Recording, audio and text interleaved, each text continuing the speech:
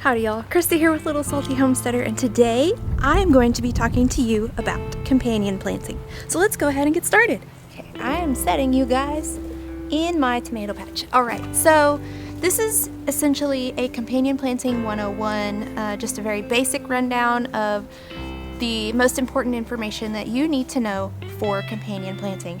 I know that as most of you are gearing up for your planting season, you're trying to figure out what you should plant where and what to plant with what. So I thought that I would make this video to kind of, sorry, had a little grass sprout in my mulch there. So I thought that I would make this video to break down just a little bit of information, or really a lot of information about companion planting. That way you guys can plan your most fruitful gardens ever. So with that being said, the structure of this video at the very beginning, I am going to give you a rundown of information. If you want to take notes, feel free. I am giving you quite a bit of information, and it can be info overload, so if you feel the need to take notes so that you can refer back to it later, this is a good video for that. I also took notes because I am trying to stay on task so that I can give you guys the most important information. The second half of this video, I'm actually going to be talking about my favorite companion plants and what I'm doing this year in my garden. So what is companion planting? Essentially, that is planting different types of plants together in order to benefit each other or one or the other in one or multiple ways. So companion plants are often planted together in order to boost the flavor of one of the plants. Companion plants can be used to improve soil conditions. Companion plants can be used to help repel pests, which is probably the most popular reason for companion planting. And then the other reason for companion planting is to draw in those beneficial insects that are going to take care of the insects that you don't want. So you want the good guys to wipe out those bad guys. So one of the original ideas of companion planting, I'm not going to say it's the original idea, but probably one of the most well-known original ideas of companion planting is the Three Sisters garden that Native Americans used throughout their gardens. So essentially what that was corn, squash, and beans. So the corn, because it is very tall, provided the trellis for the beans to climb up. The beans were a nitrogen source to deposit back into the soil for the corn and the squash because they're heavy feeders. And then the squash, as it spread out, it would create shade across the ground and act as sort of a living mulch to cool off those soil temperatures so that the corn and the beans could thrive. Some of the things that you want to include within your garden for companion planting is flowers. One reason, probably the number one reason to include flowers as companion plants is to attract bees and other pollinators like butterflies. Some birds, even hoverflies and regular flies can be pollinators. So you want to draw in all those pollinators, especially if you're planting things like squash and cucumbers that require, pollination that they're not self-pollinating. One of the other types of plants that you want to plant in your garden within your other plants is something called umbelliferous, which means that they have like a flat or rounded flower heads that have little flowers within those heads. So think of whenever your dill or your cilantro or your fennel goes to seed, it has those little round clusters of flowers. Those are what actually draws in those beneficial insects that will wipe out the bad bugs.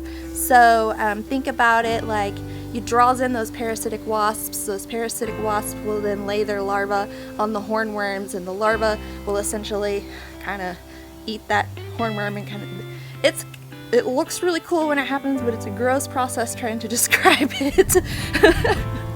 And then, you want to plant those nitrogen-fixing crops like beans and even crimson clover or other types of clover if you have the space where you really need something spread out and massive. Whenever you're companion planting, you want to try not to plant things together that will require the same resources. Like, you don't want to plant broccoli and tomatoes together because both of them are such heavy nitrogen feeders. They will be competing for resources, and it's not a benefit to either plant. You also don't want to plant things that will stunt other plants' growth. Like you don't want to plant sunflowers close to any of your other vegetables or fruits because they actually have this chemical compound in their roots that they send out that inhibits the growth of everything around it. So you definitely don't want to throw sunflower seeds in with your other stuff.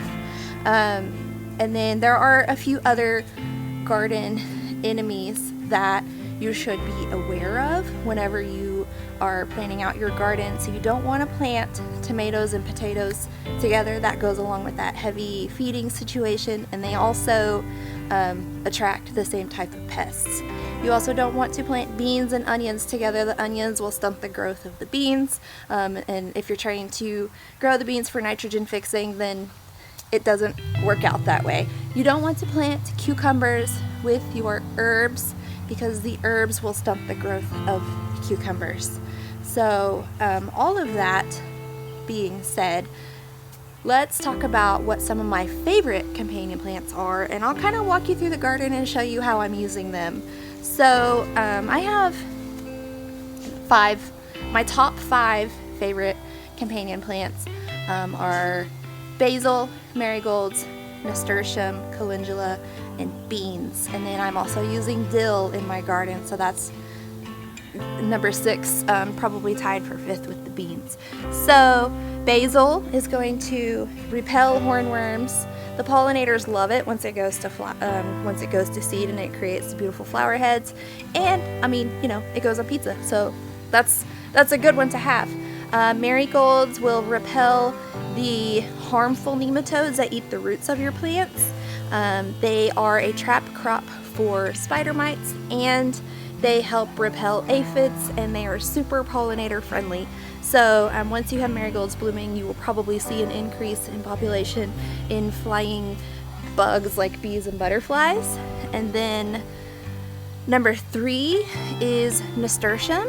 This is an edible flower. The leaves and the flowers themselves are edible. You can make pesto with the leaves. It has kind of a peppery sort of punch.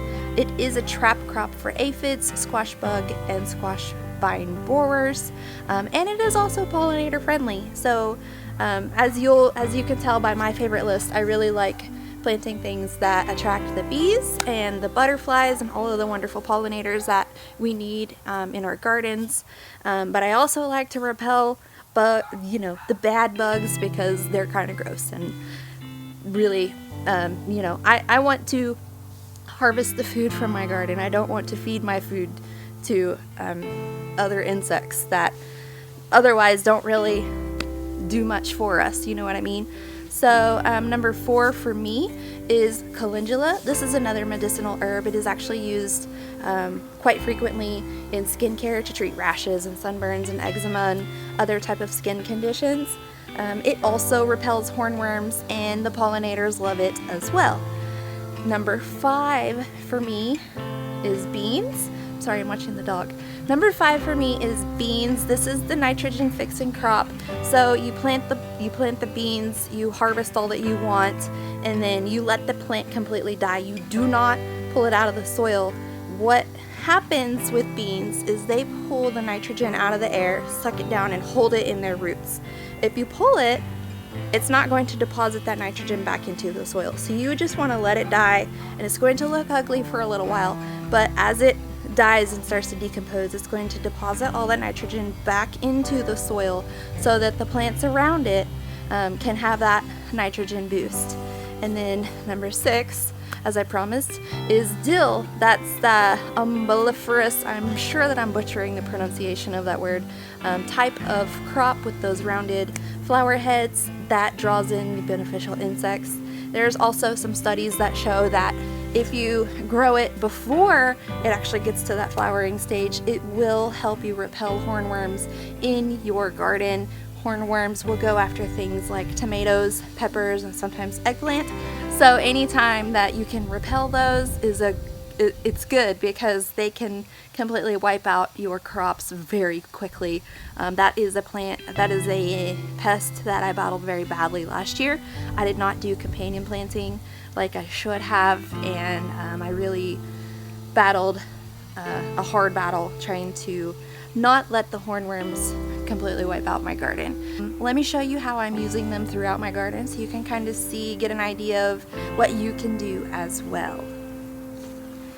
And the benefits of these plants, I really gave like a very broad overview of what they are and what they're capable of. I have several YouTube shorts breaking down a lot more information on them, so you can go check those out too, because you know, I talk for 60 seconds about basil. One, it's really easy to do, but here like I said, I'm giving you a very condensed version of companion planting. That way, as you guys are gearing up your growing season, you can sort of make a plan about where to put things and what all you need to include within your own garden. So if you want more information, absolutely go check out those shorts.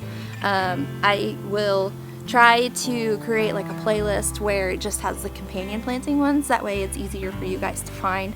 But let's go ahead and take a walk through the garden and check out the companion plants we have going on. Since you guys were in the tomato patch, that's where we will start. So here I have marigolds and basil planted with one tomato plant. These are 7 or 10 gallon grow bags, so it's plenty of room for all 3 of these plants to grow without them competing for nutrients. So marigolds can be planted with almost anything within your garden. I had a hard time finding what it can't be planted with. If you do know, please drop that in the comments. That way we can all plan our gardens accordingly. But I am not sure if marigold is unfriendly with anybody. As far as I know, marigold is like the prom queen of the companion plants. And then basil is planted to help improve the flavor of tomatoes and also repel hornworms. So these two together is like a pest repelling powerhouse. But you can see the flies and stuff buzzing in because the marigold is pollinator friendly. Now, I don't have marigolds and basil planted with every tomato because I don't need that much basil. I have a lot of basil growing out here, but I don't need that much. So I have that kind of alternating in every other grow bag with a marigold and a basil. And then in the other ones, I have a combination of nasturtium and dill, which I just planted, so I don't think there's any real baby plants growing on those yet. And then the other ones have calendula. One companion plant that I did not talk about for tomatoes especially is borage, which also helps repel hornworms, and it is edible. It has like a cucumber flavor, and I'm going to come back in and plant some in some of the calendula plants, or in some of the grow bags that have calendula. So every tomato has at least one buddy, be it marigolds and basil, calendula, or nasturtiums and dill. And all of this together should help repel pests and improve the flavor and bring in pollinators and do a lot of really good things over here in this tomato patch. In the front here, we have peppers, and these are already mulched because I planted started plants. And I have alternated within the peppers. I have marigold, and then calendula babies here, then marigold, and nasturtium, you know, and so on and so forth, creating a pattern all the way down. Now that is going to help with repelling pests. These actually will act as the marigold and the nasturtium will act as trap crops for some of the pests that typically bother peppers, like aphids and spider mites.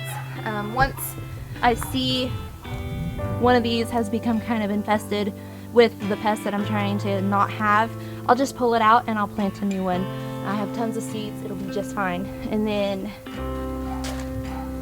down the middle here, I have bush beans all the way down. So down the middle, all the way down, is bush beans. This is the nitrogen fixer. as I harvest the beans off, I'm going to let these die. And yes, it's going to be very ugly in the middle there for a little while, but it's going to deposit, as those roots break down, the nitrogen is going to go back into the soil, and it's going to act as kind of a mulch of sorts, because it's going to help shade the rest of the garden within the area that the beans will be in. These will get a bit bigger as they grow and start producing beans. And then along the back here is okra, and in between the okra, because okra has a tendency to get aphids, I have found, so in between each okra I either have nasturtium or marigold to act as the trap crops for the aphids. Like I said, as they get infested, I'll pull them out and plant a new one. If it gets too hot for the nasturtiums, because this is Texas and it does get quite warm here, I will pull it out, replace it with a marigold.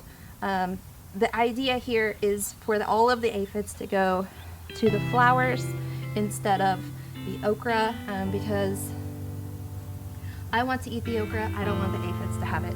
And then if you have too many aphids, then you get ants, and it's just an overall battle trying to get rid of both at the same time. I also have basil planted between the beans and the okra, all the way down, some that I started from seed that you can see, and then some plants that I transplanted. So that's all the way down as well. That is to help repel hornworms and other types of pests as it goes to flower. It will bring in pollinators and just be an overall delight. The second raised bed is set up very similarly, except I don't have okra all the way down. I have some tomatoes planted there, but it has the same idea with the nasturtiums and marigolds and stuff. Now, one place that I have not put companion plants yet is actually the green stalk that has the hot peppers in it, and I am going to come back and I'm going to put the French dwarf varieties of marigolds in, because they won't take up a whole lot of space. I have one pepper in each pocket of the green stalk, so I really need to be careful that I don't, overplant it and like to the pepper's detriment. So I'm going to put in the French dwarf marigolds, which are the smaller ones, the really cute ones, and then I may plant like the smaller varieties of basil, like the purple ball and spicy globe, I believe. So I'll come out and plant seeds for those. That is probably going to be about the extent of the pest repellent for that green stalk, because whenever I planted it, I didn't take into account repelling the pests whenever I planned to put 30 peppers in there. So that was my mistake. Good reason to make this video so that you guys can learn from my mistakes. Make sure you leave room for your companions, for the buddies, for your garden. Now, if it seems like I have an insane amount of basil growing and you're wondering why in the world you would want to grow that much basil, it's okay. I thought the same thing. This is a lot of basil. What am I going to do with it? But one thing that you can do with fresh basil as it's coming in, I will leave the link to her video below so that you can go find it. You can make like an iced tea with basil leaves and not tea leaves. Really refreshing drink to have in the summer. The dog is chasing flies, I'm sorry. So that's one thing that you can do to kind of help with the basil situation. You can also make pesto, and you can store it in your freezer and then just pull it out and thaw it whenever you need it. You can dehydrate it and crush it up, make a whole super wicked basil blend that you can put in anything that you would put basil in.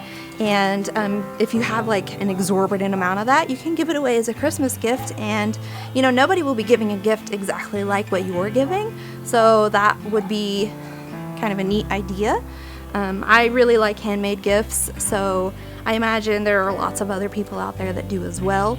With the dill, I have a lot of the dill growing as well, that if it seems like that is a lot of dill for you too, you can kind of take the same idea as you did with the basil. Maybe not tea, that might be a little weird, but you can absolutely use it whenever you're making your pickles, or any of the dill-friendly things. You can make a tzatziki sauce, which is like a yogurt, dill, and cucumber sauce that's pretty popular for like Greek or Mediterranean cuisine. Do you want to go inside? Then you can dehydrate it and crush it up and store it in your spice cabinet to use anytime that you have dill in a recipe. And I promise you it's going to be far more flavorful than any dried dill that you buy at the grocery store. And oh, you can use it to make your own ranch dressing as well. You can use the dried or the fresh salad dressings, marinades, all of those type of things. So believe me, even if you end up with 50 dill plants in the garden, there is a way to use it. It's also a host plant for the swallowtail. Yes, the swallowtail butterfly. So kind of think of it in those terms. You're kind of helping the butterfly population thrive. So there's definitely a use for all of those companion plants, even if you feel like it might be too much. You're going to see a smaller bad insect problem, a bigger happy insect solution, and better tasting tomatoes, and you're going to see an overall healthier garden.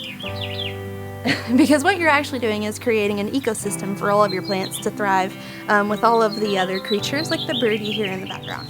One more brief interruption here. One thing that I did want to mention that I didn't write in my notes that, since I was staying on topic so well and following my notes, I didn't mention this one thing. You will probably see dozens of different companion planting charts online. A lot of those will say something like you can plant carrots with your tomatoes. And if you're in a northern climate where it's much cooler, then you probably can do that.